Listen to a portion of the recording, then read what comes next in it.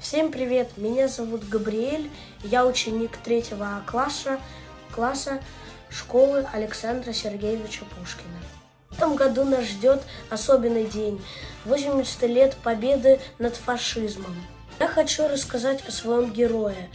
Это мой прапрадедушка Парамзин Егор Филиппович. Он родился в 1914 году в Тамбовской области и отправился на войну недалеко.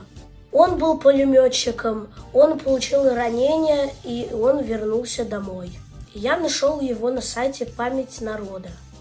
Еще у меня сохранилась его награда Орден Великой Отечественной войны первой степени.